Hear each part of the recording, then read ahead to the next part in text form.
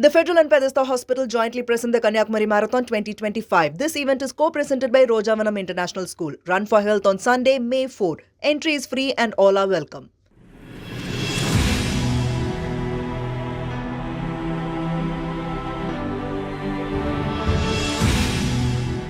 Welcome to the latest episode of the Federal's Worldly Wise, a weekly show that scrutinizes trending international issues. This week's program comes close on the heels of the Pahalgam terrorist attack in Kashmir, killing at least 26 innocent civilians. India has blamed Pakistan for the attack and taken diplomatic steps in retaliation.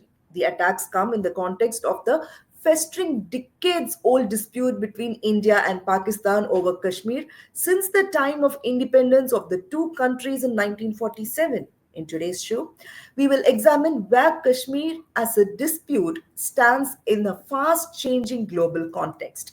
To elaborate, we have the Federal's managing editor K.S. Dakshina, who closely tracks international issues and developments in South Asia. So, thank you for joining me. My first question to you is, what would the terrorist want to achieve by the senseless act of killing innocent people? That is the question in everyone's mind. In fact, that is what qualifies the Pahalgam killing as terrorism, as it simply serves no purpose other than needlessly taking the lives of innocent civilians and inflicting terror on the local population.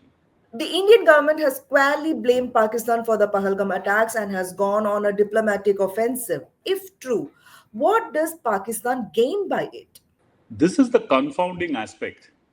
In the past, there has clearly been Pakistani involvement in the Mumbai terror attacks of 2008 and a strong suspicion of its role in the Pulwama attacks of 2019. Over the years, Pakistan has attempted to keep the issue alive by regularly bringing it up in international forums like the United Nations, the Organization of Islamic Countries or the OIC, and wherever else possible. Islamabad would very much like a third country involvement, as that would internationalize the dispute. India is very much clear that Kashmir is a bilateral issue and it is up to the two neighbors to resolve the dispute. The fact that Pakistan has not made much headway in terms of pressurizing India through international forums has made it frustrating for successive governments in Islamabad. This has in turn triggered a hostile relationship between the two neighbors. And it has also led to periodic terrorist attacks on India using disgruntled sections in Kashmir, which either want independence or to go with Pakistan. The Mumbai terror attacks, for example, used local elements effectively to provide logistical and backup support. Isn't the dispute before the United Nations waiting for a referendum to resolve which way Kashmir goes? Yes, the dispute is before the UN, but there are conditions attached. For instance, to hold a referendum, status quo ante must be enforced. This means that Kashmir has to be brought back to the situation that existed during the time of independence. Troops of both countries must move out of Kashmir.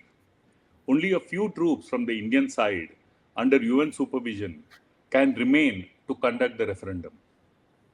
Now, moving out troops is not to the liking of both Pakistan and India. Since the condition for referendum cannot be met, it has never been held. The referendum has become defunct, therefore. So, hasn't the UN Security Council been able to enforce the referendum? Technically, the Security Council could have done this. But in the Cold War period, from 1947 to 1991, the then Soviet Union, which was closely allied to India, vetoed any proposal to this effect.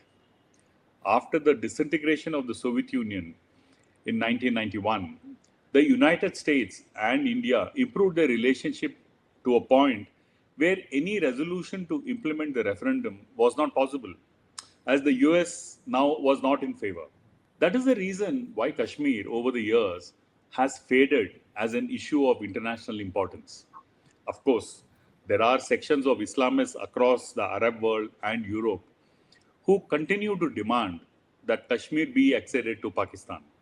But this demand is largely rhetorical, with no big support even among Muslim nations.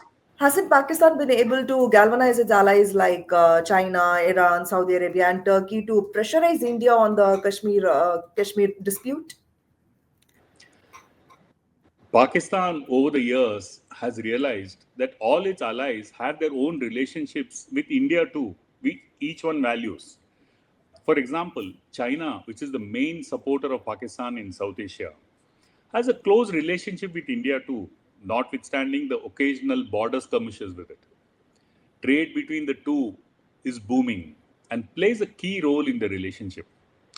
At this point, as we are speaking, China wants India to get closer so that they can together take on the US President Donald Trump's reciprocal tariffs. This being the case, there is no question of China crossing the line to help Pakistan and Kashmir. Similarly, Saudi Arabia, which was again a very close supporter of Pakistan, is in the throes of an internal reform under its de facto ruler, Crown Prince Mohammed bin Salman. The internal reforms has taken Saudi away from its traditional allies like Pakistan to encompass nations like India and even Israel, though this hasn't been formalized yet. These changes have worked to the disadvantage of the dispensation in Islamabad. Even Turkey, which has tried to take the place of Saudi Arabia in ties with Pakistan, finds itself unable to distance itself beyond a point with India. The Erdogan government in Turkey is today a key exporter of military equipment to Pakistan and has stitched a close strategic relationship with Islamabad. Yet, last September, in his speech at the UN General Assembly, Erdogan completely left out Kashmir for the first time in many years. Turkey had almost always backed Pakistan on Kashmir, vocally in international forums like the United Nations. So, Erdogan not mentioning Kashmir was a setback for Islamabad. Later, during a visit to Pakistan, Erdogan did mention Kashmir and said the dispute needed to be resolved in line with the aspirations of Kashmiris.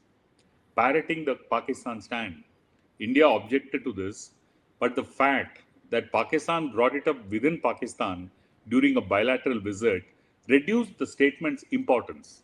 The reason for Turkey's reluctance to antagonize India by bringing up Kashmir in international forums is because the Erdogan government wants to join the BRICS grouping as a full fledged member.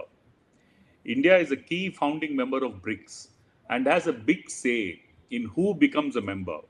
So that has possibly ensured Turkey's compliance with India and Kashmir, not to internationalize it.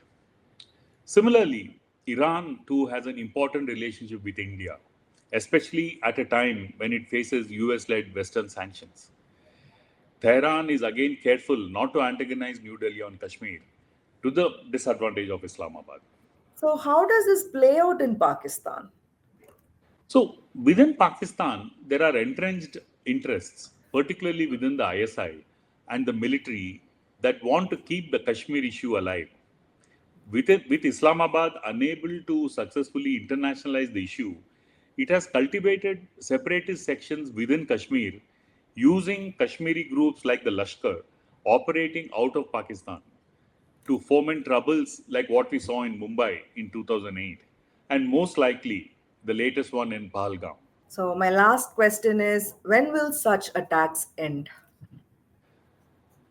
The simple answer is when the Kashmir dispute is resolved to the satisfaction of both countries. But it is easier said than done.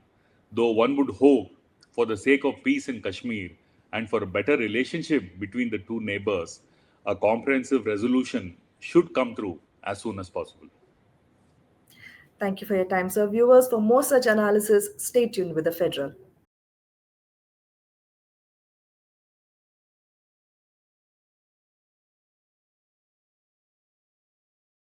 The Federal and Pedesta Hospital jointly present the Kanyakumari Marathon 2025. This event is co-presented by Rojavanam International School. Run for Health on Sunday, May 4. Entry is free and all are welcome.